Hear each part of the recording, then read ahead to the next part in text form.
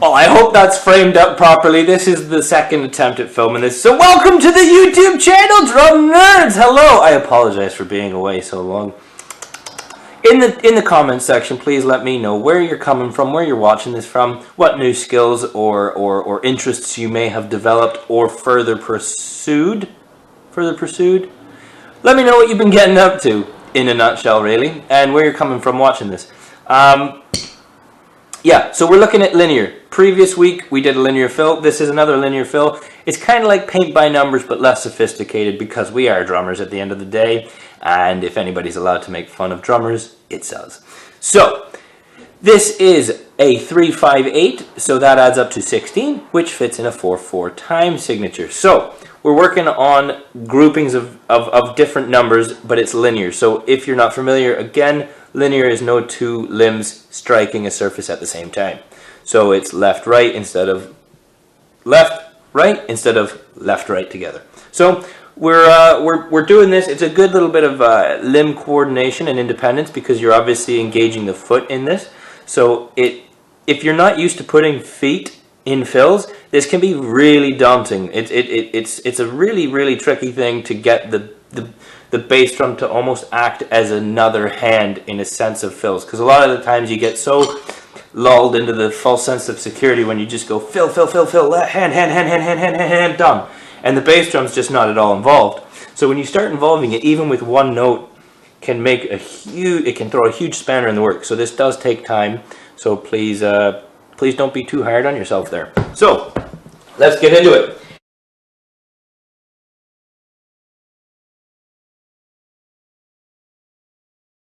And if my editing skill has been developed well enough by the time I edit this video, which it should be, you will see on the bottom of the screen, I'm hoping to put it, an entire transcription of what this fill is. So you'll see the note values, you'll see how it's structured, and so without further ado, let's get into it. So this fill is 3-5-8. I am playing a bass drum on the 3, on the number 3 of the 3, on the 5 of the grouping of 5, and on the 7 and 8 of the 8. So really slowly, I'll just play that out to you so you can hear what it's going to sound like.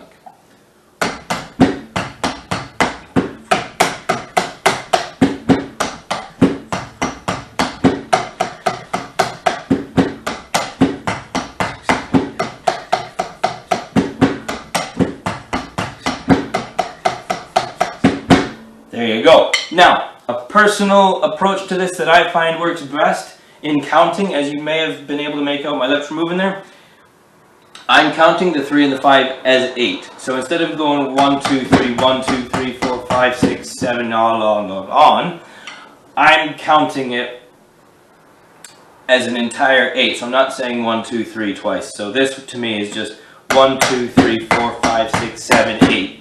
To me that makes it easier because then you've counted 2 8s, but you've done 3 different feels, if that kind of makes sense. If you prefer a different way, count it the way that works best for you, but I'm just saying what works for me and what possibly might work for a few other people. So breaking that down, you're just right, left foot, right, left foot, right, left,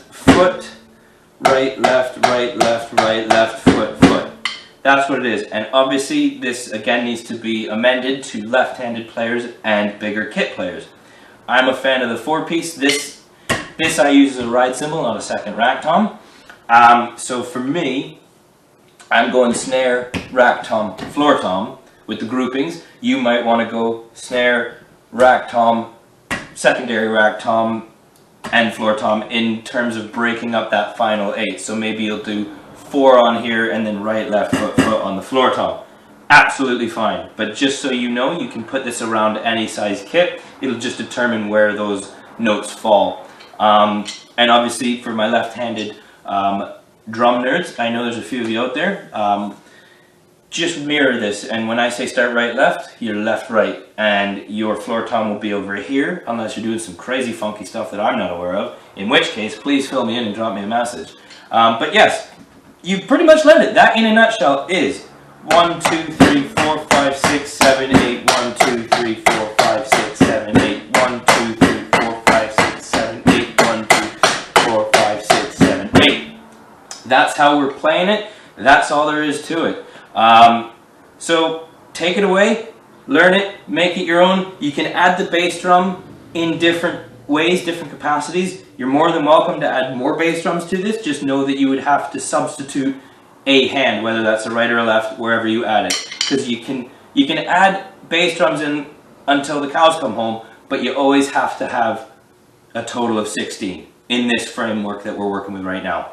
So whatever you sub in, you need to sub out, because otherwise you'd be overextended with notes and it'd be an entirely different thing. So take it away, make it your own. That's what I got for you there. And so hopefully these come out and you can see these. I definitely intend on you seeing these. But there you go. Let me know how you've been. Hopefully keep them well and safe. Enjoy it and keep your stick on the ice. And now I'm not going to be able to stop recording. Here's some live B-roll.